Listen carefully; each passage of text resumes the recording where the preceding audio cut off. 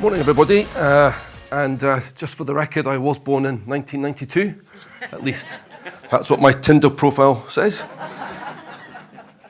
I just wish to share with you this morning some examples of how radio plays a lifting role in people's lives, their moods, and how it engages with them. We've heard a lot about that this morning. It's been a consistent theme, and I want to demonstrate how that can translate into positive and effective advertising environments. To articulate the point, I'm going to reacquaint you with one of the masters of radio wind-ups and radio comedy and general tomfoolery, Robin Galloway. Robin is the boss man and main act on a radio station we launched in November 2019 called Pure Radio Scotland, just literally a few months before COVID became a part of our everyday language. And it first launched across the central belt of Scotland, then on to Tayside, covering Perth, Dundee, and more recently up in Aberdeen. So recent research carried out by Radio Centre has reaffirmed that radio has an enormous impact on the audience mood, their feeling and their behaviour.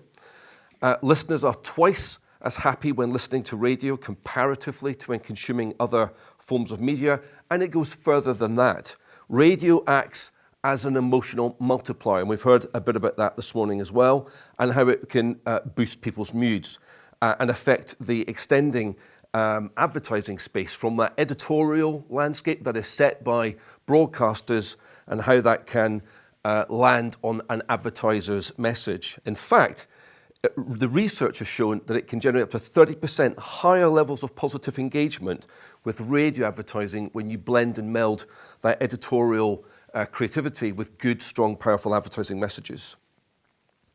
So this represents a unique and powerful opportunity to reach consumers in a positive frame of mind, whether you're running brand building exercising, advertising, or call to action. A bit more about how this blends into Pure Radio. So Pure Radio Scotland, we knew that the emotional behaviour had to really be embedded into the editorial landscape. And we needed to, really build on that Scottishness and that comedic element that lands so well with Scottish audiences. So as a result of, at the very core of Pure Radio, there lies something of a bit of a bygone era with high levels of comedy, occasional risk and spontaneous radio, pushing the rules to the edge of the envelope. I often say to the team, don't be scared by Ofcom complaints. This is a good thing. This is where we know we're pushing the edge of the envelope, and it's unlikely they're going to get upheld. A radio station that offers some edgy radio, we like to refer to it as a bit of a nod to our sponsor, Mackay's Marmalade dropping content. So that sets the stall out for Pure Radio. I'd like to share with you some examples of how the editorial landscape sets the advertising connections, how it sets the mood, the positivity. These are some examples. They're clipped to 60 seconds. They were originally part of something much longer, 2 to 3 minutes. The first piece includes local music, comedy, spontaneity. As the main star of this piece, Callum Beattie, didn't know what was going to be asked of him. Callum Beattie's here. Hello, Callum. How are you doing? Good morning. Dave, your manager is standing beside you with your guitar. We've given you some travel news. All right. At Pure Radio Travel with Callum Beattie live. Here we go. Eastbound slowing from the 22. Hermiston Gate is the all clear to. Sheriff Hall roundabout is moving well. The Erskine Bridge is running clear, but Dundee Kingsway gives me the fear. And that's all the traffic for Scotland and Callum Beattie.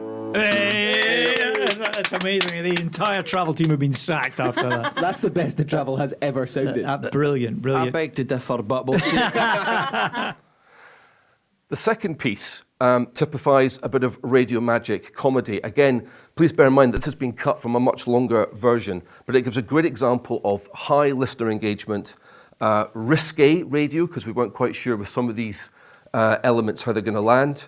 It's centred around, and here's the headline, a Masonic club, 2 football teams, 1 clash of the dates, and 2 local rivals. And the key point here that's going to be demonstrated isn't the one-on-one interaction with this listener. It's the passive audience that are listening alongside that we're taking with us on this journey. Hello, Mr. Mackay. Yeah. Rod Webster calling you from Portobello, the Masonic Club. All right, hi there. Friday is double booked. Oh, yeah. How is it double booked? I'm going to make sure that there's a curtain up in the middle. I've got nearly a full house, so if you're talking about 70 or 80 people there, and what about the DJ? Mr. Porteous, he's the chap that's booked it, Ryan Porteous. All right, is this right Porteous a place perhaps? The Proclaimers are coming. No wanting them there, mate. We're all jambos. No wanting anything to do with them. The Proclaimers maybe do some selfies with some of your guests. Honestly, mate, not interested in any of that at all. Sunshine on Leith. Nah. You do know one chap called Paul Kelly, don't you? He listens to the Robin Galloway Breakfast Show on Pure Radio. Kelly.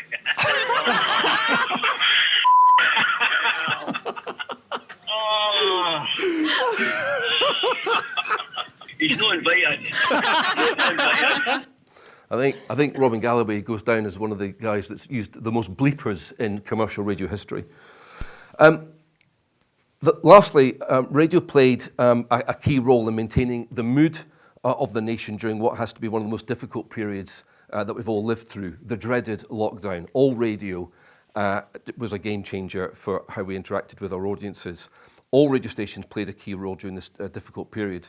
And Pure Radio, we ran a sort of reward leaderboard style feature where we were able to reward those in the services maintaining all our lives during COVID lockdowns.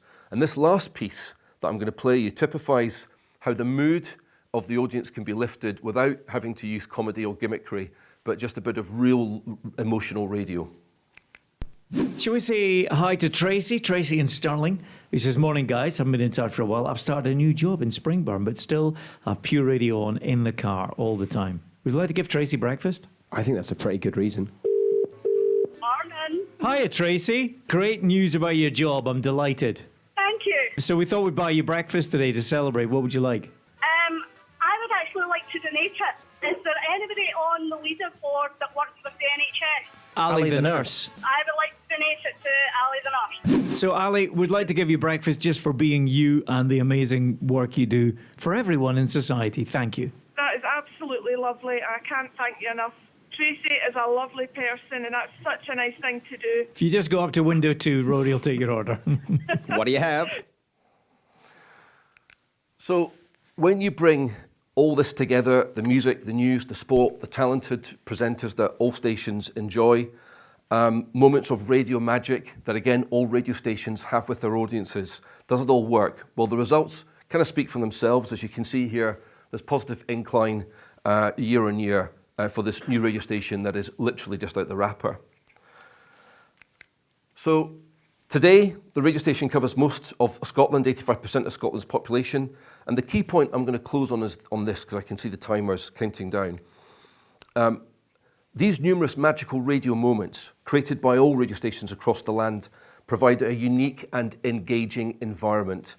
And when this is delivered in a particular style and engages with advertisers, we've heard numerous examples this morning about how positive and how connected advertising messages can be when they're connected to that amazing content.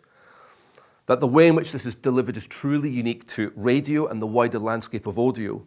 And in this new world, where so many of us now have lives that are different, not working in offices as we once were, the radio has definitely become a bigger friend than it ever has been in history.